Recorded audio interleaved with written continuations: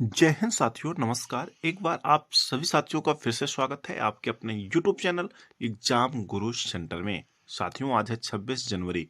26 जनवरी 2025 के जितने भी महत्वपूर्ण करंट अफेयर्स के क्वेश्चन बनेंगे उन्हें हम आप सभी साथियों तक शेयर कर रहे हैं। आप सभी साथी इस सेशन को पूरा देखिएगा। अगर पसंद आए तो एक लाइक अवश्य करिएगा। ठीक है साथियों, सेशन स्टार्ट करते हैं। देखते हैं पहला प्रश्न है, हाल ही में राष्ट्रीय मतदाता दिवस कब मनाया गया? 15 जनवरी, 20 जनवरी, 25 फरवरी, 25 जनवरी या इनमें से कोई नहीं?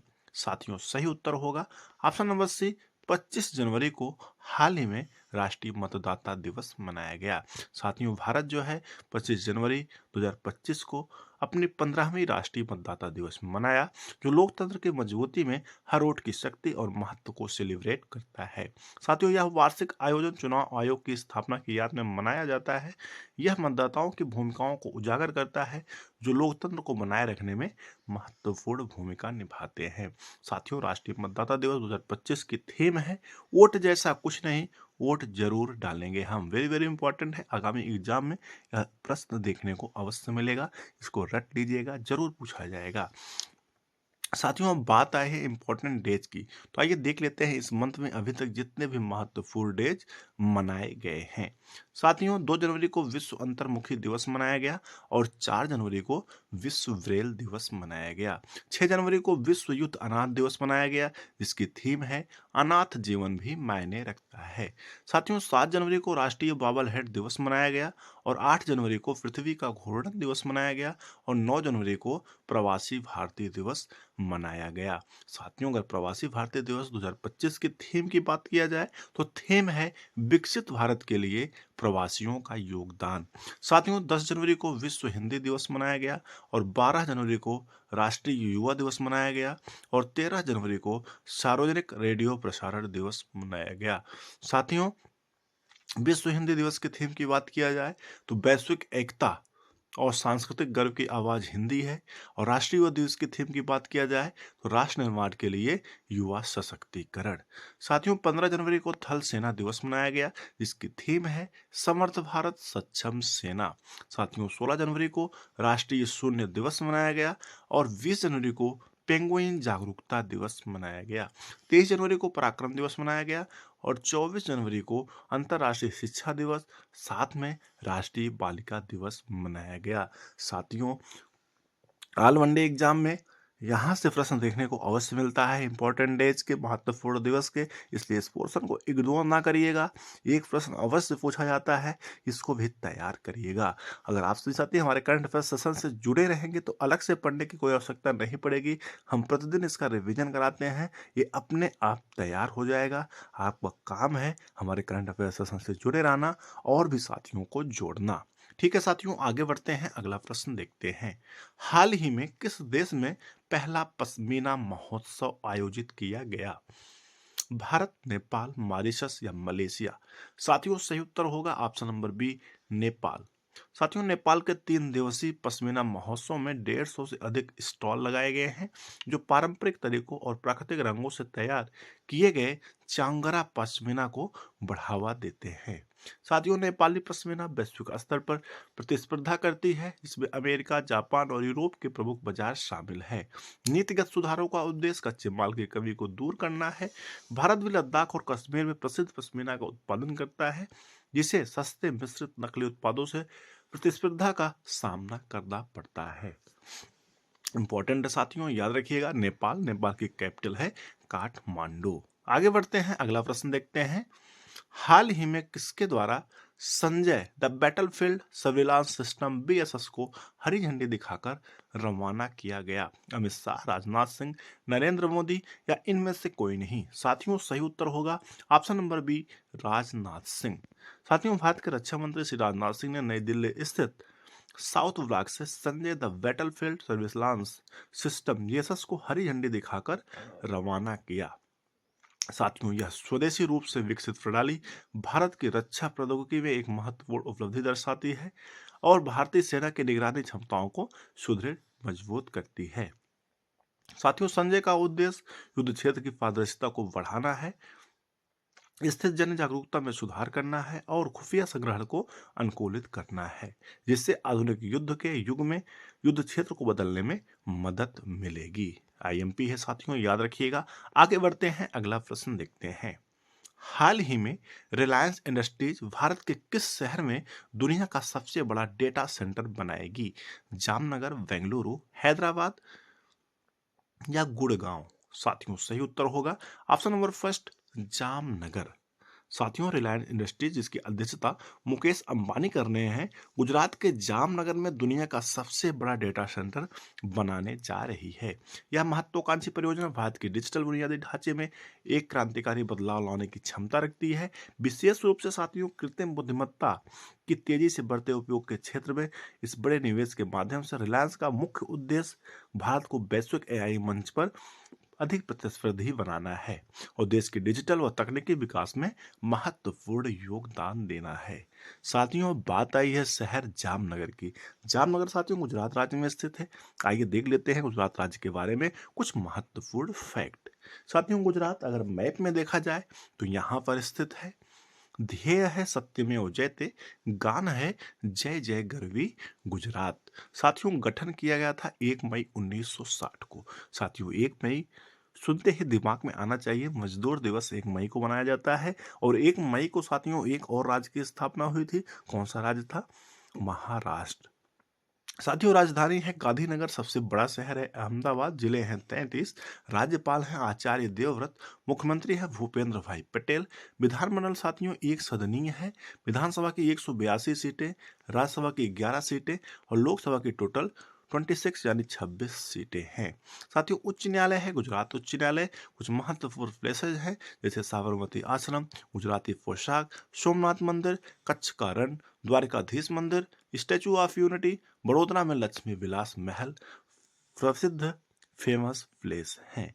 साथियों, महत्वपूर्ण है, याद रखिएगा। आगे बढ़ते हैं, अगला प्रश्न देखते हैं। हाल ही में किसे 2025 के लिए आईसीएसआई का अध्यक्ष चुना गया? साथियों, धनंजय शुक्ला, पवन चांडक, डी कुकेश या इनमें से कोई नहीं? साथियों, सही उत्तर होगा option number first, Dhananjay Shukla. भारतीय कंपनी सचिव संस्थान आईसीएसआई ने 2025 के लिए अपने नए पदाधिकारियों का चुनाव किया है। कंपनी सचिव सीएस धनंजय शुक्ला को अध्यक्ष और सीएस पवन जी चांडक को आईसीएसआई का उपाध्यक्ष चुना है। इंपॉर्टेंट है साथियों। अब बात आई है प्रमुख नियुक्तियों की, तो आइए देख लेते हैं जनवरी मंथ में अभी तक जितनी भी प्रमुख नियुक्तियां हुई हैं। साथियों, यूआईडीआई का सीईओ बनाया गया है भुवनेश कुमार को। भारतीय वाणिज्य एवं उद्योग मंडल का महासचिव बनाया गया है बी सुब्रमण्यम को। इसरो के नए अध्यक्ष बने हैं साथियों, वेरी वेरी इंपॉर्टेंट है, वी नारायण। प्रवासी भारतीय सम्मान पुरस्कार साथियों 2025 मिला है सैयद अनवर खुर्शीद को। गेट्स कैम्ब्रिज इम्पैक्ट पुरस्कार 2025 जीती है साथियों उर्वशी सिन्हा। आईएनएसए फेलोशिप 2025 से सम्मानित किया गया है डॉक्टर कृष्णा एला को। दिल्ली उच्च न्यायालय के मुख्य न्यायाधीश बने हैं देवेंद्र कुमार उपाध्याय। और साथियों, मुंबई उच्च न्यायालय के मुख्य न्यायाधीश बने हैं आलोक आराधे। याद रखिएगा, महत्वपूर्ण है, स्क्रीनशॉट ले लीजिएगा, एग्जाम में यहाँ से प्रश्न देखने को अवश्य मिलेगा। आगे बढ़ते हैं साथियों, अगला प्रश्न देखते हैं। हाल ही में किसके द्वारा भारतीय व्यवसायों के लिए साइबर एज लॉन्च किया गया? टाटा एआईजे, टाटा एआईए, टेस्ला या इनमें से कोई नहीं? साथियों, सही उत्तर होगा ऑप्शन नंबर फर्स्ट, टाटा एआईजे। साथियों, Tata AIG general insurance company ने साइबर एज लॉन्च किया है, जो भारतीय व्यवसायों को बढ़ते साइबर जोखिमों से बचाने के लिए एक व्यापक साइबर बीमा समाधान है। साथियों, यह पहल कंपनी के अगले 5 वर्षों से साइबर बीमा बाजार का 25% हिस्सा हासिल करने के रणनीतिक लक्ष्य के अनुरूप है। इंपॉर्टेंट है साथियों। आगे बढ़ते हैं, अगला प्रश्न देखते हैं। हाल ही में किसने वर्ल्ड बुक ऑफ रिकॉर्ड्स में अपना नाम दर्ज कराया? डॉक्टर प्रवीण पुटला, देवेंद्र उपाध्याय, आलोक आराधे या इनमें से कोई नहीं? साथियों, सही उत्तर होगा option number first, doctor Praveen Putla. साथियों, राइज यानी Indian political research and analysis के सीईओ डॉक्टर प्रवीण फुल्लाटा ने वर्ल्ड बुक ऑफ रिकॉर्ड्स में नाम दर्ज करवाकर एक दुर्लभ सम्मान हासिल किया है। साथियों, एक पत्रकार के रूप में अपने करियर की शुरुआत करने वाले डॉक्टर प्रवीण एक राजनीतिक विश्लेषक और चुनाव विश्लेषक के रूप में प्रसिद्ध हुए हैं। उन्होंने अपनी उल्लेखनीय अंतर्दृष्टि और सटीक भविष्यवाणियों से इस क्षेत्र में सनसनी मचा दी है। महत्वपूर्ण है साथियों, याद रखिएगा। आगे बढ़ते हैं, अगला प्रश्न देखते हैं। हाल ही में किसे महिला one day team of the year चुना गया? स्मृति मंधाना, दीप्ति शर्मा या दोनों को या इनमें से कोई नहीं? साथियों, सही उत्तर होगा ऑप्शन नंबर सी, दोनों को। साथियों, स्मृति मंधाना और दीप्ति शर्मा को 2024 महिला one day team of the year चुना गया है। महत्वपूर्ण है। आगे बढ़ते हैं, अगला प्रश्न देखते हैं। हाल ही में कौन सा राज्य अपना 76वां स्थापना दिवस मनाया? उत्तर प्रदेश, बिहार, झारखंड या केरल? साथियों, सही उत्तर होगा उत्तर प्रदेश। साथियों, हाल ही में उत्तर प्रदेश स्थापना दिवस समारोह की शुरुआत 2017 में हुई थी, जब तत्कालीन राज्यपाल राम नाईक ने 24 जनवरी को उत्तर प्रदेश दिवस के रूप में मनाने का सुझाव दिया था। राज्य ने पहली बार साथियों 2018 में अपना स्थापना दिवस मनाया, जो भारत की स्वतंत्रता के 68 वर्ष पूरे होने का प्रतीक था।